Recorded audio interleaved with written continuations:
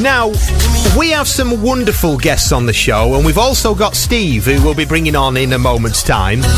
Genuinely, though, aren't we blessed to have so much experience on the station? People who can bring their abilities, their skills, and we're building this as we go. I've told you this time and time again, that you're a part of it. If you're listening right now, you're a part of it. If you're a supporter, you're a part of it. Thank you. And we want to make every single show on the station just unmissable radio. We want you to know that from 7 a.m. every day we start and we finish at 10 p.m. But who knows, we could continue into the nights. Imagine that, the graveyard shift.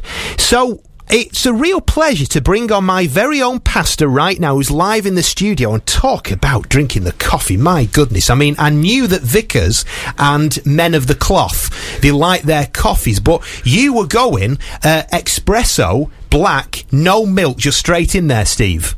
Oh, that's right. Yeah, it's something to fuel the next few minutes. You may well recognise the voice because Steve joined us for Coffee Club last week, which is a week ago, isn't it? Can you believe that? A full week ago. Yep, soon be Christmas, won't it, at that rate? It soon will be Christmas.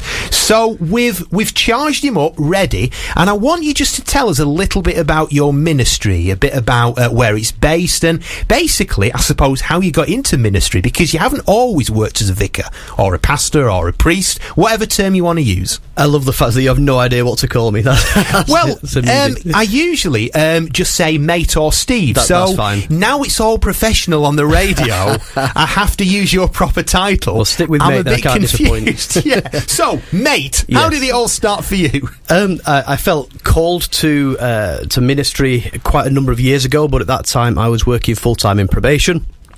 Just through a series of events, the church that I was part of growing, I was invited into the leadership, and then at some point was invited to consider full-time ministry. So prayerfully with my wife, we thought that was the right thing to do. So we took the plunge, as it were, hung up my boots in probation, and in September 2018 came into full-time ministry.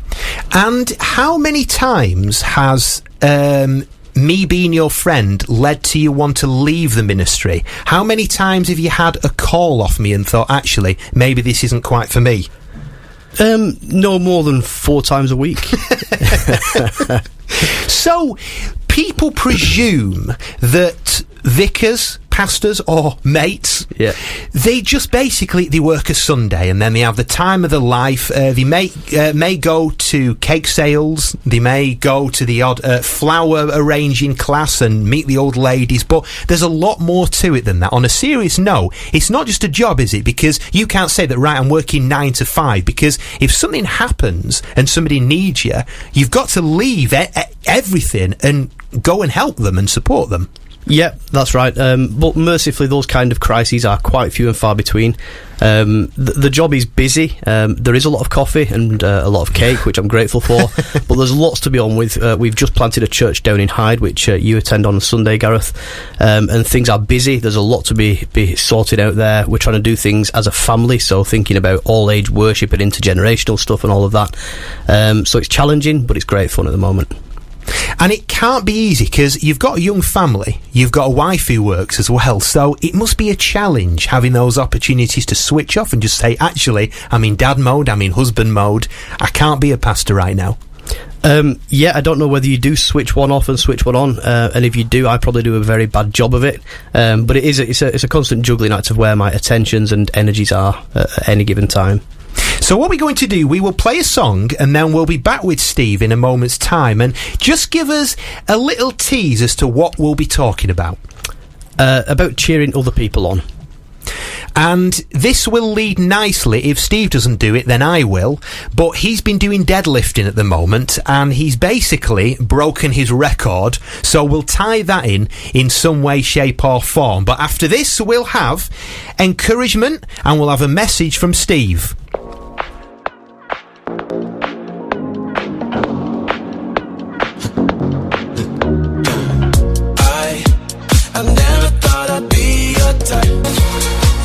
This will be interesting because we haven't had confirmation of a date, but we will be having the lead singer of Clean Bandit on the show in the next few weeks. At the moment, she's taking a well-earned break in Ibiza.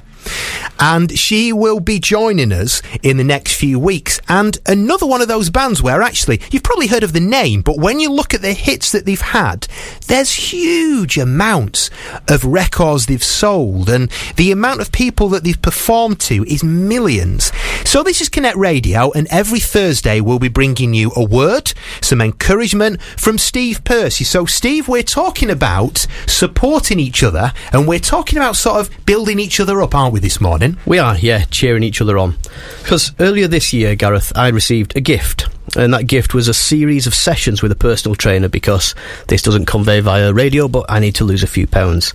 And so I met with Chris, this personal trainer, and over the first few weeks he introduced me to weight training. Now last week I set a new personal best for my deadlift. 162.5 kilos, I know you're interested to know. And it turns out that Chris had recorded it. But I was so focused on the lift that I missed it in the moment. But when I watched the recording back, I heard Chris cheering me on and then shouted in delight when I stood the lift up.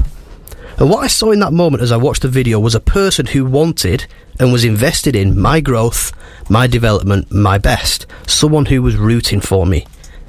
You might know that we each have a deep need to hear words of affirmation, to have someone celebrating our best efforts and showing they're committed to us and to our best, longing for our growth.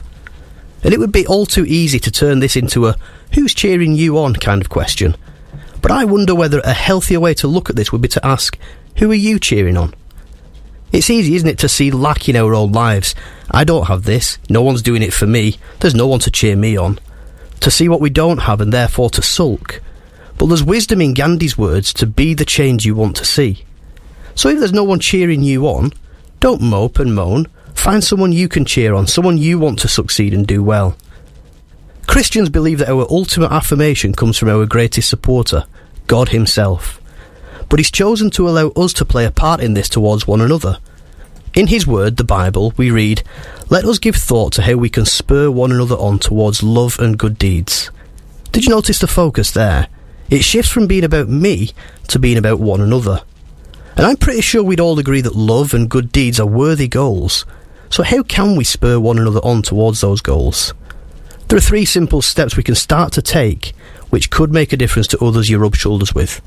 First, affirm what's good. Generally speaking, in my observation, we don't do a good enough job of honouring one another, speaking well of the good things that we see.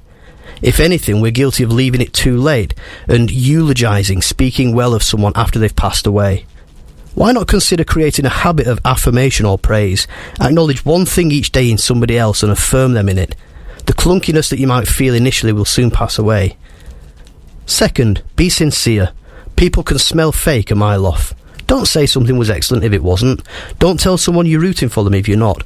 Be sincere. When I heard Chris's cheer on that video recording, it mattered to me. Why? Because it was genuine.